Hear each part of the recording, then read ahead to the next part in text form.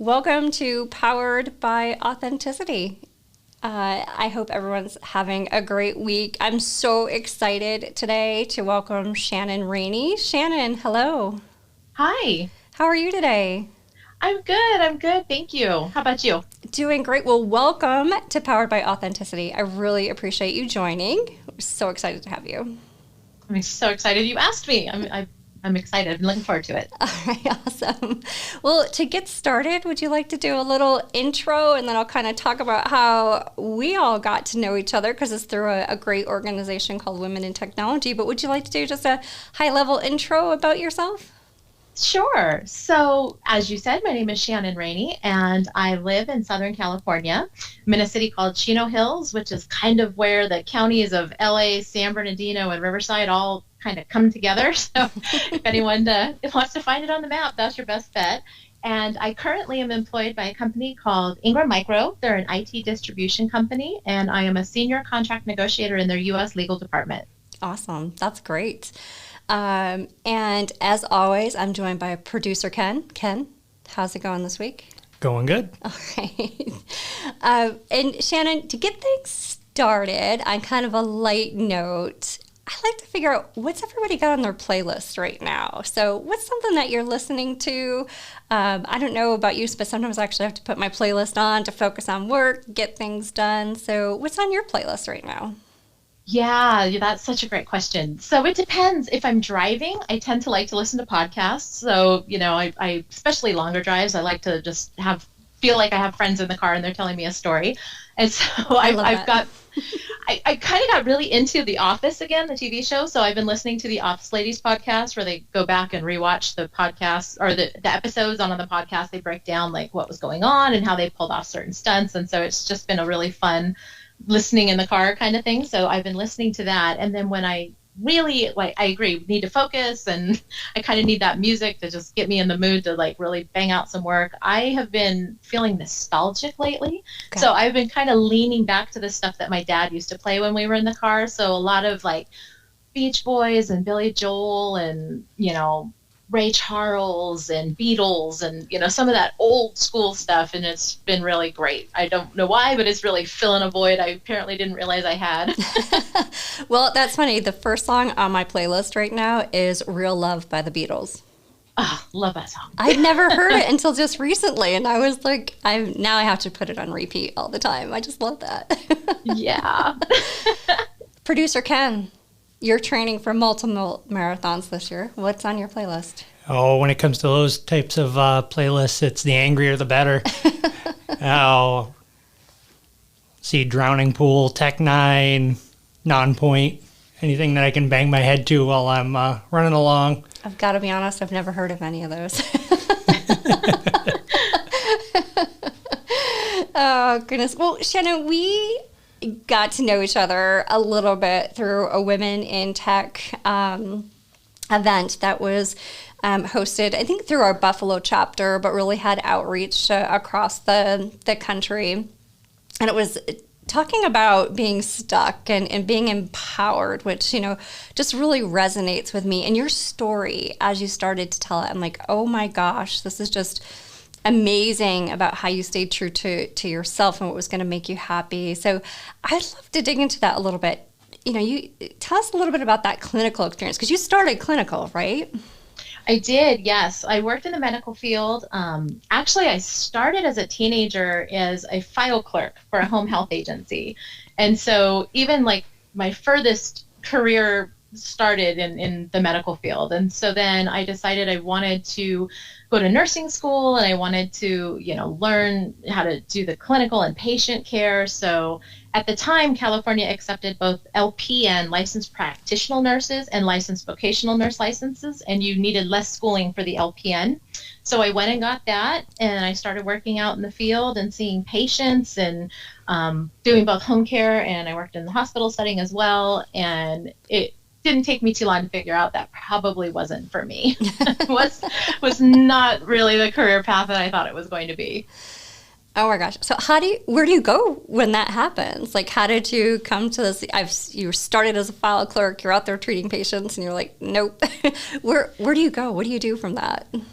Well, I thought at the time, maybe I just don't like the hands-on nature, and maybe I need to just do administration. So I moved from that role into more of an administrative role, where I then sort of had oversight over about 10 home care agencies for the hospital organization I worked for at the time. And so I drove all over Southern California and made sure that we were following state regulations and that we were doing all the things that we were supposed to do to make sure we had the proper doctor's orders to bill for visits and things. And I thought that would make me happy, and it didn't. It turns out it wasn't just the clinical setting. I just wasn't going to be a person that thrived in that environment. Healthcare was not for me. And that's, it's funny because you went to that administrative piece, which, you think would be removing yourself so far back. But because of, and this is just my perspective, you probably have something to add here, but the administration of doing anything from a healthcare perspective, whether it's 10 years ago or it's gotten even worse now, is it's just so burdened. It's just so heavy from a document perspective that I can see not being happy, doing that, because you're still so engrossed in CPT codes and everything that you have to do to be able to even just go file a claim from a healthcare system. So, I can just imagine what that burden probably felt like as you were kind of thinking, hey, maybe I'll just do admin. Exactly. And, I really thought I would like that, because I was like, wow, I'm going to have 10 different agencies that I'm responsible for. So I'm not going to be in the same place, every single day. Yeah. And I'm going to be going all over Southern California and doing all these things. And it's going to be new and exciting. And it's going to be such a large step back from being involved in all the clinical stuff. And, I'm going to love this. And you're right. It was a lot of red tape and just all the things that we had to do to figure out whether or not we could actually bill something. And then, of course, there's tons of pressure from the hospital administration, and that they wanted to make sure that we were billing everything that we were supposed to bill. And if there were things that we were waiting on doctor's orders for, or that we were trying to figure out what the right insurance was. And, it was one of those things where there was pressure from them saying, there's X number of dollars in unbilled claims, and you need to have it cleaned up, and you have 30 days to do it. And it was just like, no, this is not going to make me happy either. I don't feel fulfilled. I feel stressed out, and I still am up to my elbows in all the things I didn't like in the first place. So this just is not the path for me. I hated all of it. Oh, no.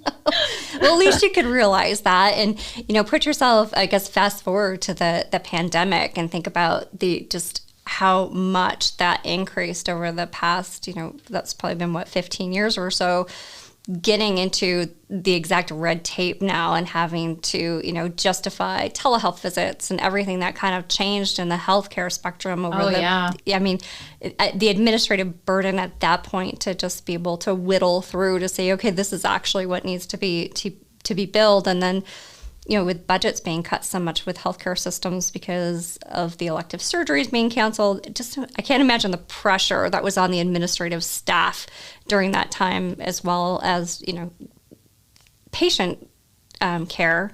Admin care was, definitely probably off the charts as well. I'm sure. In fact, I said to my husband multiple times, like during all of that, I'm like, God, I'm so glad. I'm so glad I don't have to deal with any of that, because, my heart goes out for everybody that actually was in that industry, because of just, they were the unsung heroes, and they certainly, were holding a lot of people's, physical well-being together during a really unprecedented time. So thank God they were there, but I was very relieved I didn't have to be one of them. It was so crazy. I can't even imagine now, because it's been quite some time. It was about 25 years ago that I actually left that field. So I just thought, gosh, I not only don't miss it, but this just underlines that, leaving was really a good choice for me.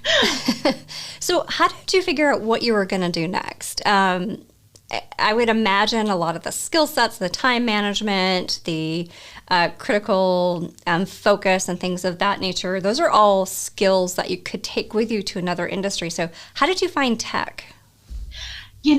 I wish I could say that I had a great roadmap and that I had a plan and then I executed the plan, but I didn't. I kind of looked at what skills do I have that I could translate to something that wasn't in the medical field. Because like I said, everything, with the exception, I think, of babysitting kids in the neighborhood, everything else that I had ever done was in that industry. And I thought, probably extremely narrow-mindedly, but I'm thinking, gosh, I don't know anything else. I don't know how to do anything else. I don't, have any experience with anything else. Who's going to hire me? What could I possibly bring to another organization? Mm-hmm. And then I started looking at job postings and what was out there and tried to find something that I thought, I could be qualified for, which I think was, again, probably a mistake on my part, because I didn't really think about what would I be excited about. I was just thinking about how can I get out of here and find something that they will hire me to do, because I don't know that I'm qualified for anything else. But you're right. When I really got down to going out and interviewing with different companies and things like that, I found that those translatable skills were being able to work well under pressure, totally being able to manage time and juggle a million different priorities at once. So time management definitely translates. We had just started transitioning to doing a lot of like the patient record retention and charting on digital formats. And so I did have some computer experience and knowledge about how to search things in databases. And so that was definitely translatable. Communication skills was translatable. So when we really started talking to these, people that were interviewing me, and I started understanding really what they were looking for in a candidate, I thought, oh my gosh, yeah, you know what? I actually am qualified for these jobs, and I do have something to offer. But my initial searching didn't think about that. I was being very short-sighted. And so I ended up in the tech field just because out of all the different companies that I had interviewed with, I felt like the position with Ingram, where I originally started actually as an administrative assistant, because again, I was thinking I have those types of skills, so I guess those would translate. So I guess I should probably look in roles like that. But the nice thing about taking that type of a step back gave me a lot of perspective to think about where did I want my career to go. And I worked for someone who was very encouraging to try new things. So she spent some time working with me and teaching me what she did. So she was a mentor in a lot of ways at that time to say, this is kind of how I got to where I am, and what do you see your career looking like, and what do you want to do now? And those were questions I hadn't really given a lot of deep thought to. So it was very beneficial to have someone do that. I was able to help build the internal, what was it? It was I think we called it the I Am Inside, which was basically our intranet system. So the legal department needed an intranet page, and I had no clue what I was doing. And so she says, neither did I. Figure it out. Like, here's the software I was told you need to use. Go, make it work. So I was given opportunities to try new things and really expand what I thought I might want to do with my life. And so it was a very great position that my boss happened to be my mentor in a lot of ways in that moment. I love a lot about that. So one, I think your story highlights one thing that we've been talking a lot about within the industry, is that as women, we sometimes don't do a great job about reaching up, going for those positions that maybe we're not sure we're qualified for. Like, would it have been intimidating to you if during the process they're like, hey, you have to stand up an intranet site? It's like... Yeah, I think if they told me that's what they were specifically looking to hire me for, I would have been like, oh no, this is not for me. But when she just said, oh, you know what, I have no idea what I'm doing either, so guess what, no judgment, go make something out of this nothing that I have here. It was empowering. Like, I'm like, wow, she's trusting me.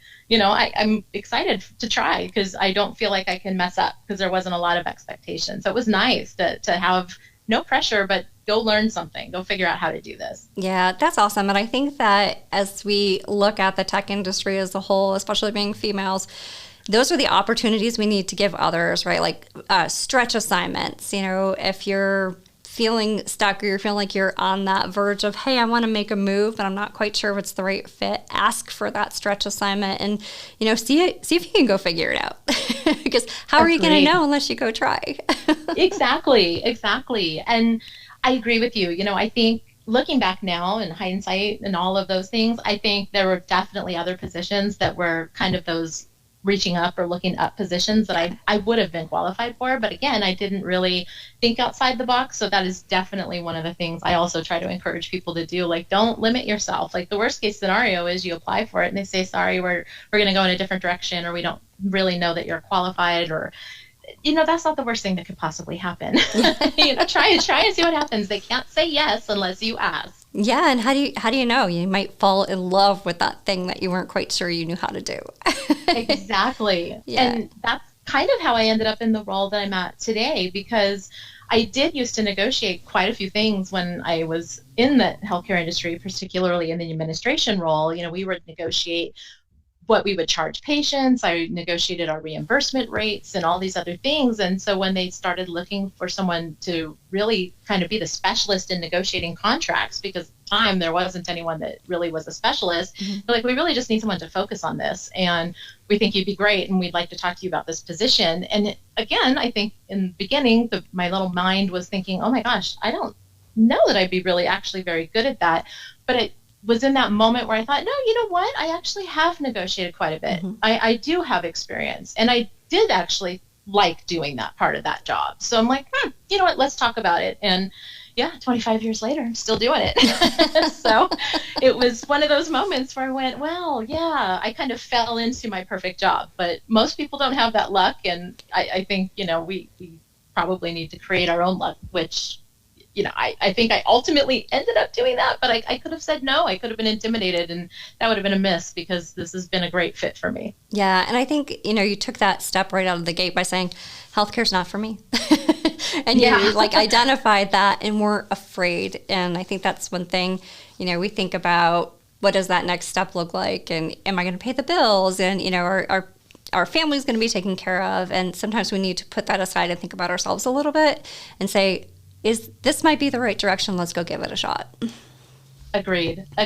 And I just felt like, kind of life was too short to be miserable for a while. and I just thought, I'm not happy. And at the time I was, in my 20s, and I thought, I have at least 40-ish years that I'm going to be working unless I win the lotto.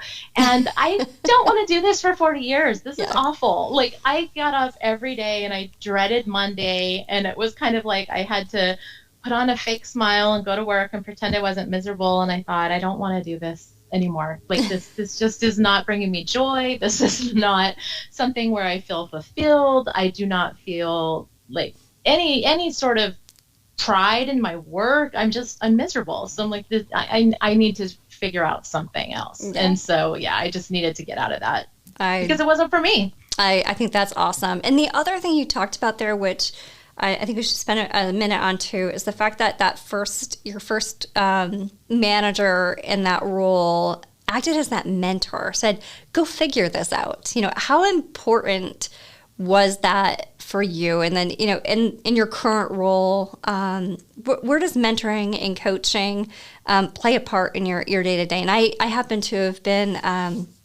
able to spend some time recently with a lot of folks at Ingram, and I feel like they take it very seriously when it comes to providing support, especially for the WIT network and women in tech as a whole. So what's that coaching, mentoring relationship mean to you? And, are you giving it back, so to speak?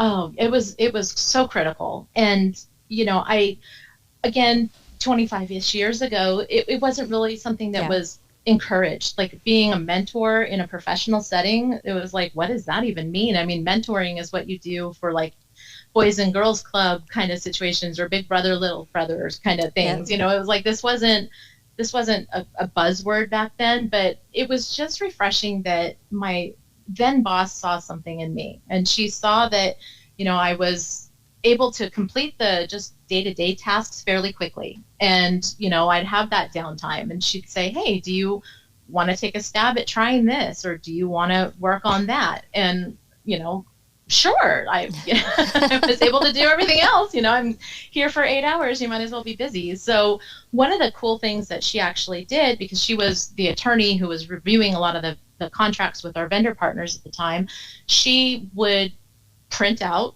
the contract, and then she would write on it and cross things out and say no, or delete this, or change that, or this or that.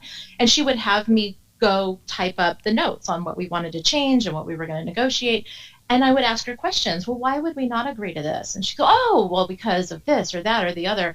And, that's essentially what I do every day now. Like, I review contracts, I redline them, I negotiate the terms. And it was all her just basically saying, here, just type this up for me. And then taking the time to actually answer my questions and explain, like, why we shouldn't do something or why we should ask for this or, what the concern is with that. And that really was interesting to me. And it was like, wow, this is fascinating stuff. And that's kind of where I found a spark and something I was very interested in. And so had it not been for her doing that, I'm not sure if I would even still be at this company or if I would be in this industry or if I would have moved on to something else. But it was her saying, I can see that you need to be challenged. So here, just do that. I've never forgotten that. I feel like that really was something that completely shaped the trajectory of my career. And so I very much believe in giving that back. And so I have a person on my team that is very interested in learning, and she's kind of in that same situation. Well, what does this mean? Or why would we not do this? Or can you teach me how to do that? And I'll help you. So I try to pay it forward in that way as much as I possibly can. And then I've put it out there for several different my coworkers and people on the Ingram team, or even just in the WIT network or anyone else. That's like, if you want to learn how to negotiate, or if you want to get more comfortable negotiating, or you want to learn maybe ways to feel empowered to ask for things, or feel like you have some, mentoring and you feel a little more confident in doing that uncomfortable thing that's negotiation, because nobody likes it. A lot of people feel uncomfortable. I'm like, I will help you. I have tons of experience. Like, come talk to me. I'm more than happy to listen to whatever situation you're trying to negotiate, or just if you just want to learn in general some tips and tricks, I'm here. So I've had several people take me up on it, and I just think it's so important to find people that you can ask for help, ask to be a mentor, ask, could you give me some of your knowledge and share your experiences with me? Because in my opinion, I find that more people want to help. They appreciate you asking, as long as it comes from a place of being genuine and authentic and saying, I really would love to get some advice and help from you. People are like, oh, sure. Yeah. I'd love to do that. So, I just think it's great. And I do appreciate our company is really good about saying, yes, ask for mentors. If you're in a position to mentor, please do so. So it's a nice change in seeing that that's being promoted, and it's something that's just normal now. Yeah, I love it. And you're right. You know what? Up until probably 5-10 years ago, we didn't hear a lot about coaching and mentoring. It wasn't something that was available. And now if you look at most organizations, they tried to have some sort of structure in place to help support either the growth through that opportunity, or, just a broad stroke of capabilities and abilities to be able to grow the organization, but also grow their team members. So I think you're right. It's definitely more prevalent now than it has ever been. I agree. And I heard somebody once say something to the effect of, opportunity is attached to people. And I'm like, what does that even mean? And she's like, well, think about it. When you're a kid and you have bad friends, and bad friends encourage you to do bad things, what path are you going to go down? She's like, it's kind of the same thing. If you are surrounded or build a network and, have people around you that you admire, or that you think has a quality that you don't, something that you can learn from, when you have that network of people available to ask questions and bounce ideas off of, maybe they'll know of somebody that's hiring for exactly your perfect job, and they go, oh my gosh, I know someone that would be great for that. Let me give you their contact information. So the more you want opportunities and you are looking for growth, whether it be in your current job or your other career fields, or you're just looking for something different, it's not just going to land in your lap. You have to foster, a relationship with people that can help put opportunities in the path that you're walking down. That was perfectly said. It really was. And the other thing is, I think the term coaching, mentoring used to feel large, right? Like, this is a lot of time and I'm already busy. But the fact is, a 5-minute conversation can change somebody, right? It's the opportunity to be able to say, I have this problem. This is how I'm thinking about solving it. what do you think? And those 5 minutes of what you think of how they're going to approach it can really change. And that's a coaching opportunity. So Absolutely. Absolutely. Take someone out for a cup of coffee, Yeah. or, see if you can just say, hey, you know what? Can I swing by your desk for a second? Whatever it is. I think people feel appreciated even to some extent when people look to them as an expert on things and they reach out and say, I'd really love your counsel. I'd love your advice. I'd love to hear your thoughts. It makes people understand that they're valued and that they are, a contributor. And that, I think, encourages even more paying it forward and more people, helping with those things. So yeah, the more you're asked for your opinion, I think the more you love people asking for it. It's like, oh, wow. Okay, sure.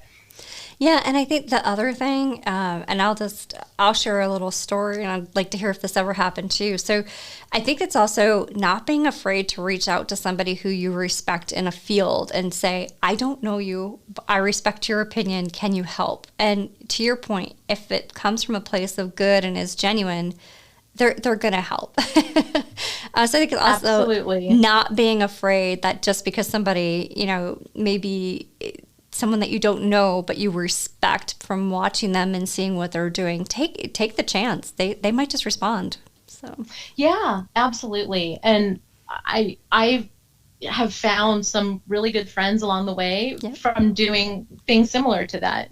So for us, my sons played in Little League, and I just said I would be the scorekeeper for their teams because I knew how to keep score. And so somebody had reached out to me and said, would you just talk to the president of Little League? Because we really could use some help with somebody teaching other people how to keep score. And I thought, I don't know that I want to do that. But I reached out and I said, okay, fine. And I was like, oh, this person told me to talk to you. And, I don't know if you really need me to do that. But she said I should reach out. So I'm just kind of reaching out. And she's like, oh, my God, I'm so glad you reached out. We definitely need help. And she's one of my best friends now. But, it's those things where you're like, God, I'm so uncomfortable. I don't know her. She doesn't want me to teach people how to do this. Well, no, they actually did. Yep. So it was great. Absolutely. How many kids do you have, Shannon? I have 4. Oh my gosh. Yeah. How old are they? My oldest son is 29. I have 22-year-old twin boys. And then my husband and I took legal guardianship of my goddaughter when she was 12, and she is now 20. So I have 4 kids. So you are busy. So you were able to, and I think to take that to what kind of you've done with your career, and you've changed careers, and you took that leap, and you've been raising families and just doing amazing things. Just complete respect to you, because that takes so much, just to be able to get up every day and keep it all in line. And I only have producer Ken and my daughter who's 17, and I was tired. So I can't imagine before. Yeah, it's definitely a lot. And then, when my goddaughter came to me through, unfortunately, the foster care program. Mm-hmm.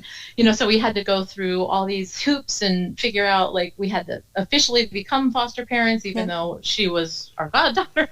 That meant nothing. And so we had social workers and court dates and all these things. And I'm just thinking, oh, sure, let's just add to the file. It's fine. Everything's fine. But it added a lot of steps to an already busy calendar. So yeah, it was a little overwhelming at first, but like with everything else, you just figure it out and you find a way. So we just kind of figured it out and made it work. That's amazing. Well, you have all of this. What's next? Do you have any ideas for any next steps you're thinking about taking in your career? Any other avenues that you're looking at right now? I would say, especially in the tech field, but even if you're not in the field, technology is evolving, and it's always evolving, and there's always new things. And so, we're seeing kind of a shift in mindset, and we're seeing a lot more tech driven changes and initiatives within our organization, and even within the legal department, we're looking at implementing a lifecycle management tool for the contracts. And so we're seeing, this new buzz term, legal operations, come up quite a bit, which, is trying to figure out better ways to, implement processes and in things, and try to take some of the manual touch out of a lot of the things that maybe a corporate legal department does. And it adds efficiencies and all these other cool buzzwords. And I'm like, okay, well, I know nothing about any of that stuff. So I guess we're going to have to start learning there. So, I see our roles probably evolving a little bit. I think there's definitely going to be more operational pieces to what we do than what there is today. So that'll be a learning curve for sure, because the second you learn one system, it's like, oh, so now it's been updated, or there's a new better one that we're going to change to. So I see us being a lot more driven by tech than we are today. So learning those new things was going to be important too. I like to say that there's no more tech projects. There's operations projects that are being supported by technology. So, and I do think legal departments and marketing departments and, a lot of that would have been considered ancillary support departments in the past are now going to be key drivers of what technology is put into place for different organizations. So I think you're spot on when it comes to, you're probably going to see some new systems coming. Yeah. And like I said, I think we're seeing, even just within the company as a whole, but the industry as a whole, we're seeing things evolve. We're looking at doing things smarter. We're looking at ways to focus energy where human interaction is necessary, and to the extent that we can automate processes or things that we shouldn't be wasting our time and our ability to analyze on. It's like, why aren't we automating some of these things? So I think we're going to continue to see that trend. And, I'm an old school notebook and paper kind of person in a lot of ways. And so we're going to have to get with the times and we're going to have to start automating a lot of things that I don't automate today. That's right. Well, I think that's the perfect way to think about it, because there are so many, I think, those processes that are just low hanging fruit, right? Like, why does a human have to touch that right now? Why can't it be have a power automator or something hand off to the next person? So I think you're probably right there. Last question for you. Are there any organizations that you can think of? I know we've talked about women in tech, but are there any other organizations that help to support you as you made that transition from kind of that clinical to tech? And then even now, are there different orgs that you're a part of?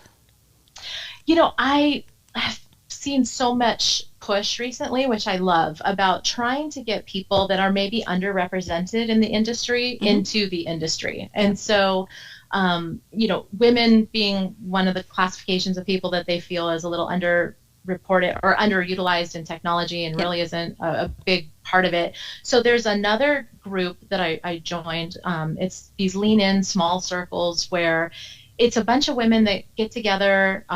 We have a couple of different circles in our organization, but a lot of organizations are implementing things like this, where you can just get some of the folks together in the industry or in the room together and talk about things that impact not just necessarily women in tech, but just women as a whole. And the topic this month was women and negotiating salaries, and that women don't necessarily feel empowered to do those things. And so it's been really interesting to be a part of that. And then I think, for me as well, I love being able to just, roll up my sleeves and help wherever I can. That's one of the things that I tend to do. And so there's been other organizations such as, again, being a part of the foster care organization, helping in Little League, and just finding things in my community where I've been able to help with various projects or, things that needed to get done. And you end up making connections there as well, which has then helped me again with my career. So it's like, you meet these folks along the way in the most random places sometimes, but I think as long as you're involved and you're putting yourself out there and you're just talking to folks and you're open to listening, I think you're just going to find your network of people regardless of actual, joining a specific organization that specifically exists for this very specific thing that you want. You know, try to join as much as you can. Diversity is great in finding the right folks to help you along the way. Yeah, I think the community aspect is so important as well. We're definitely a smaller community here in Western New York, and just being able to reach out and see where you can help, whether it's at the public schools and doing career days, or whether it's at the libraries. There's many different ways to help in communities, and to your point, that helps your own circle. And when you that whole networking component to whether you need a new job, or whether there's something that you really feel like you could have a discussion with somebody in that network, it's really important, I think. I agree. Yeah. Shannon, thank you so much for being on today. I really appreciate it. Thank you for having me. This was so much fun, and I just enjoyed so much talking to you and sharing my story. Yeah, it's great. I think the fact that you were able to take something that you had been doing your whole life, really, and realized once you got to that practical everyday practice of patient care, and then pivoting to administrative, to think that maybe that was the better route when it came to healthcare, and then being able to find something completely new in technology and use those critical key skill sets that you have that were transferable over to your new position, and helped you succeed so much. You're such a great person, and it's just I think a really inspiring story that people should understand that they don't need to feel stuck, right? They can go out there and explore and find something that helps them. I absolutely agree. If I could do it, anyone else can too. Well, I really appreciate you being here today, Ken. Thanks for being an awesome producer. We appreciate it. You got it. And I also want to give a shout out to GoArt, talking about fantastic things in community. So Shannon, GoArt is a really small art council, basically, that we have here in my little city of Batavia, New York. And they're gifting us the use of their podcast room and their services here. So a big shout out to GoArt at 201 East Main Street, Batavia, goart.org, for the use of their podcast room. So we really do appreciate the support that the community's put behind Powered by Authenticity. Shannon, thanks again. Thank you. All right, have a good night. You too. All right, thanks.